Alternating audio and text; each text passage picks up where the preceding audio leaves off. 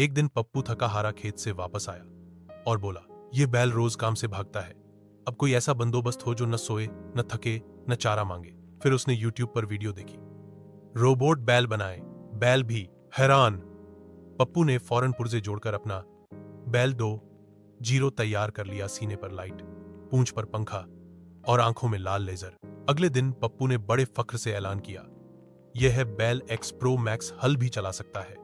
अरे इंस्टा भी। पहला ऑर्डर दिया, बैल जी खेत में 2 लाइनें सीधी और 1 लाइन स्टाइलिश बना देना।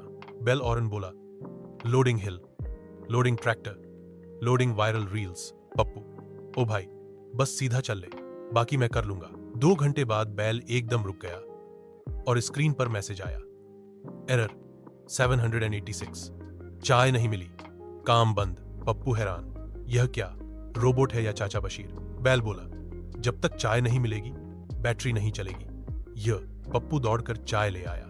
बैल ने स्टील के कप में चाय पी और सुकून से कहा, सिस्टम एक्टिवेटेड, लेट्स गो। पूरा गांव देखता रह गया। किसी ने कहा, यह बैल नहीं, चाय का आशिक है। दूसरा बोला, देसी बैल हो या रोबोट, चाय तो सबकी कमजोरी है। फिर पप्पू ने इंस्टाग्राम पर पोस्ट की, जब रोबोट बैल ने कहा, चाय वरना हड़ताल, तो हमने कहवा भी पिलाया।